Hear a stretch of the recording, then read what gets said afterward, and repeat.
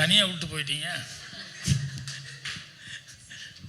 இல்லை பசங்களோட நின்னா உங்களுக்கு பிடிக்குமான்னு தெரியலன்றது. லாஸ்ட் டைம் ஒரு ஸ்டேஜில் சொல்லியிருக்கீங்க. எல்லாத்துக்கும் என்னுடைய பணிவான வணக்கம். இந்த டீம் ஒரு 4-5 நாள் தான் ஆச்சு இவங்களை அறிமுகமாகியே.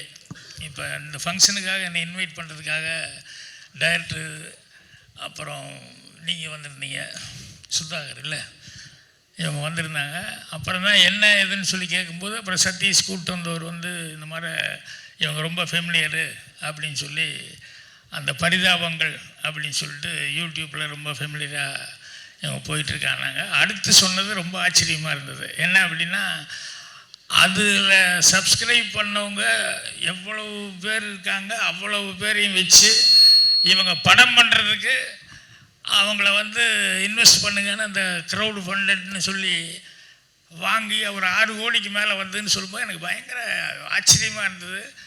ஸோ எல்லோரும் சினிமா எடுத்துகிட்டு நடுவில் ஜெர்க்காவாங்க படத்துக்கு ஃபைனான்ஸ் இல்லாமல். இவங்களுக்கு எந்த ப்ராப்ளம் இல்லாமல் முதலையே ஃபைனான்ஸ் வந்துடுச்சு. என்னென்னா அதை காப்பாற்றிக்கிறது தான் ரொம்ப முக்கியம். நீங்கள் பர்ஃபார்மன்ஸு இப்போ தான் பார்த்தேன், எல்லோரும் மாதிரி பிரமாமாக இமிட்டேட் பண்ணி ரொம்ப நல்லா பண்ணியிருந்தார். நீங்கள்லாம் ரொம்ப நாளாக என்ஜாய் பண்ணிகிட்ருப்பீங்க. நான் இப்போ தான் போன வாரத்தில் சொன்னதுனால 2-3 நாளாக நைட்டில் வந்து பார்த்தேன். நல்லா கலாய்க்கிறீங்க, சீமான்லேருந்து வைகோலேருந்து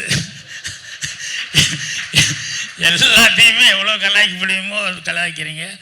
அப்புறம் கலாய்க்கிறதுனா சும்மா ஒரு மிமிக்ரி செய்கிறது மட்டுமே காமெடின்னு ஆயிடாது. ஏன்னா மிமிக்ரி விட கிரியேஷனுங்கிறது ஒன்று இருக்கணும். கிரியேஷன் இருந்தால் தான் அது வந்து ரொம்ப ஒர்க் அவுட் ஆகும். அதே மாதிரி காமெடியில் கூட சிச்சுவேஷன் காமெடி அப்படிங்கிறது இருக்குது. அதுதான் எவர் கிரீனாக லாங் லைஃபாக நிற்கும். எனக்கு நான் சுவர்லாக சித்திரங்கள் செய்யும்போது எனக்கே சிரிப்பு வரும். அதில் என்னென்னா, எங்கள் அப்பா கல்லாப்பட்டி சிங்காரம், அவர் கவுண்டமணிக்கிட்ட பேசிகிட்டு இருப்பார். அம்மான்னா அவருக்கு அலர்ஜி, பொண்டாட்டின்னாவே பயம். ஆனால் பொண்டாட்டி வர்றது தெரியாமல் இவர் பேக் ஷாட்டில் அந்த அம்மா சம்சார் காந்திமதி அக்கா வந்துக்கிட்டு இருக்கோம். இவர் முன்னால் வந்து அவர் கவுண்டமணிக்கிட்ட சொல்லிட்டு இருப்பார். ஏதோ பேசும்போது சொல்லுவார், ஏடா கண்ணடிச்சா வராத பொம்பளை கையை பிடிச்சிருந்தா மட்டும் வந்துடவா போகிறா அப்படிம்பார். கவுண்டர் பார்ப்பாரு, அந்த அம்மா வந்துட்டு இருக்கோம். அவர் கவுண்டருக்கு என்ன சொல்கிறதுனே தெரியல. இவர் இன்னும் குஷியாக சொல்லுவார், சொல்கிறேன் பேந்த முடிக்கிற கண்ணடிச்சா வராத பொம்பளை அப்படின்ட்டு திரும்பணுன்னே அந்த அம்மா நின்றுருக்கோம். வீட்டுக்கு போ, வந்து மந்திரிக்கிறேன் அப்படிங்க. அங்கே அவருடைய ரியாக்ஷன்லாம் ரொம்ப நல்லா இருந்தது. ஸோ இன்றைக்கி கல்லாப்பட்டி சிங்காரம் அவர்கள் வந்து அந்த சீன் வரும்போதெல்லாம் நான் அந்த மாதிரி சிச்சுவேஷன் காமெடி அப்படின்னா எப்பவுமே எவர் கிரீனாக இருந்திருக்கும். ஸோ உங்களுக்கு இந்த வாய்ப்பு, அந்த ஒரிஜினல் கிரியேஷன், அதில் வந்து இவ்வளோ பேர் சப்ஸ்கிரைப் பண்ணி இத்தனை பேர் ப்ரொடியூசர்ஸ் உங்களுக்கு கிடச்சிருக்காங்க அப்படிங்கும்போது அது ஒரு பெரிய விஷயம். அதனால் கண்டிப்பாக நீங்கள் சக்ஸஸ் பண்ணுவீங்க. ஏன்னா காமெடிக்கு என்றைக்குமே ஒரு ஓப்பனிங் கிடைக்கும். ஏன்னா இதுலேயே உங்களுக்கு வந்து எத்தனை பேர் வந்திருக்காங்க, இங்கே இவ்வளோ கிராண்டாக பண்ணுறீங்க அப்படிங்கும் போது எனக்கு தெரியுது. அதனால் டைரக்டருக்கு ஆல்ரெடி அட்வான்ஸ் என்னுடைய வாழ்த்துக்கள் தெரிவிச்சுக்கிறேன்.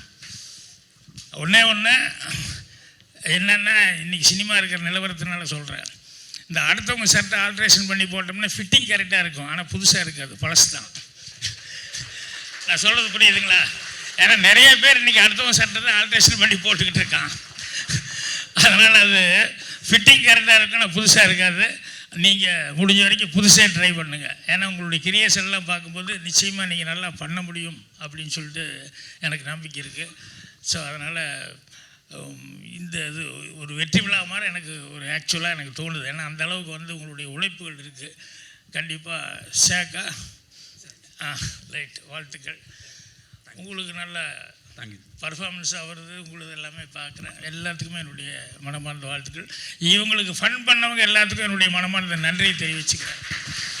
ஏன்னா திறமை அப்படிங்கிறது இருக்கிறத விட திறமைக்கு வாய்ப்பு கொடுக்கறது, வாய்ப்பு கிடைக்கிறதுங்கிறது பெரிய விஷயம். அது இத்தனை பேர் உங்களுக்கு வந்து ஹெல்ப்பாக வந்து உங்கள் மேலே ஒரு நம்பிக்கை வச்சு வந்திருக்காங்க போது ரொம்ப பாராட்ட வேண்டிய ஒரு சமாச்சாரம். கண்டிப்பாக ஃபங்க்ஷனில் நம்ம மீட் பண்ணுவோம்னு சொல்லி என்னுடைய வாழ்த்துக்களை தெரிவிச்சுக்கிறேன். நன்றி, வணக்கம்.